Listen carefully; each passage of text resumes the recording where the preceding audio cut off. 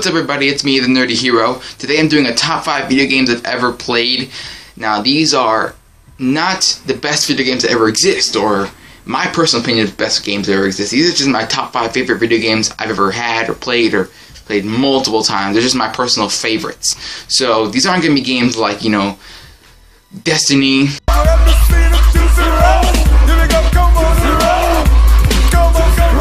Star Wars Battlefront,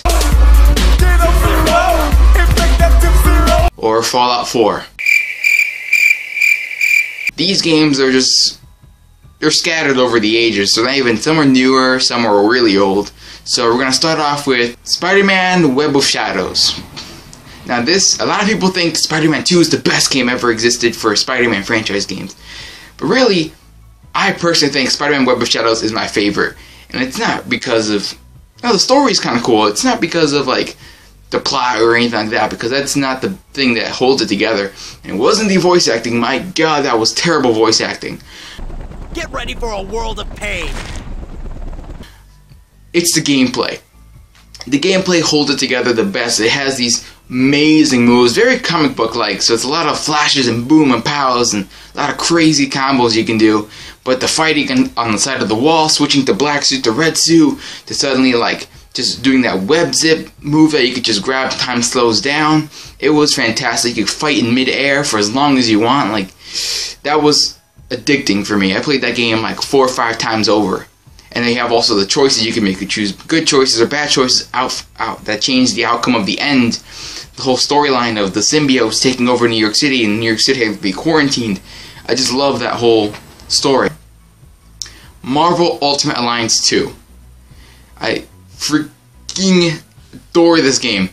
I mean, it's gotten kind of old now, so I haven't really played it in a long time, but it's always in the back of my mind. That gameplay, again, the gameplay itself is what holds it together. And that one is just up to 4 people, online or co-op with your friends, all one screen. You can share, you can combine your powers. It takes place of the Marvel Civil War as well. It has parts of the Secret War with Liberia as well from the comic books. It keeps a lot of things really fresh and interesting, and also uses a lot of source material. So many characters you can use from. I fell in love with Deadpool after Marvel Ultimate Alliance 1. But after the second one, that's when I used Deadpool all the time. Spider-Man's in there. I used to create my own team of supervillains. That game I used to play forever until I finally stopped. Number 3 is going to be Star Wars Battlefront 2. And I'm not talking about Star Wars Battlefront that just came out. I'm talking about Star Wars Battlefront 2, back on PlayStation 2. This game was high up there on the list for me because it actually changed the way games played for me at the time. Because, you know, when you played a game, especially like a shooter game, you know, you just had one thing to do. Star Wars Battlefront allowed you to have vehicles, air battles, space battles. My god, they love those space battles. You can go into enemy ships. You can come back out again on a different ship. Like, it just had so much to do in one battle. You could really change what you wanted to go with. And then you also had the heroes you can use. Now, the new Star Wars Battlefront has a lot of that again, and great graphics, but it just does not have that same feel. Honestly, I feel like the new Battlefront is a borderline arcade game compared to the Battlefront 2, which was a real battle. And that's why later in life I fell in love with the EA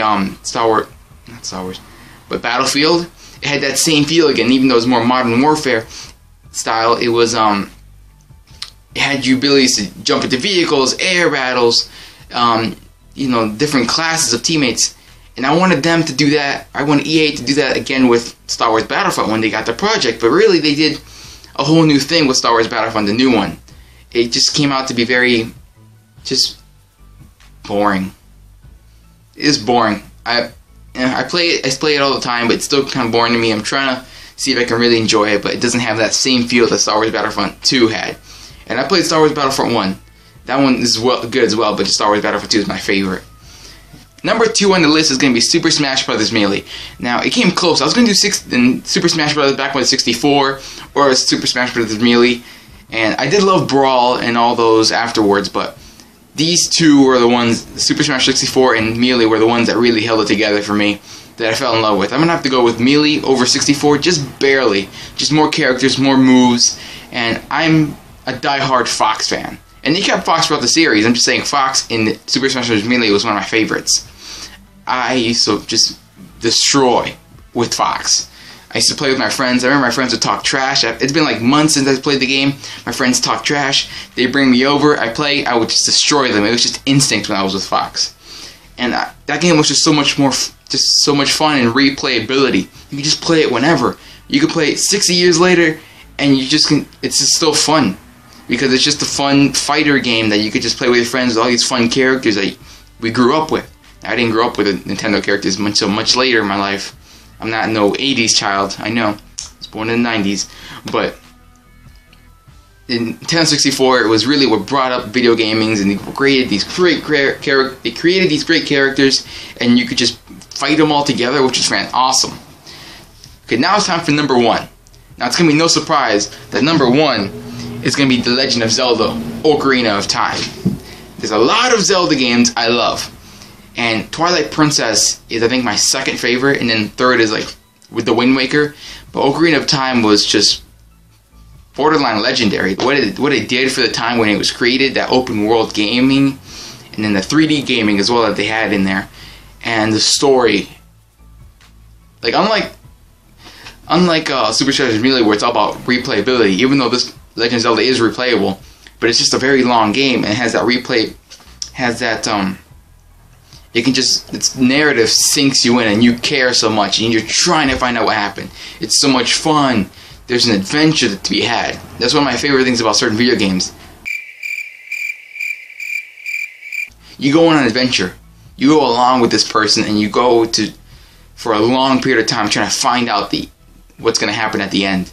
And The Legend of Zelda did that with replayability, gameplay, story, characters, and just, I played it when I was young too, and I actually want to play it again now that I'm much older to understand more and get more out of it. But The Legend of Zelda: Ocarina of Time is my number one favorite video game of all time. So that's my top 5 favorite video games, guys. You can follow me on Instagram and Twitter. You can like, comment, and subscribe on the video down below. Tell me your top 5 favorite video games. Alright guys, remember, stay nerdy, my friends.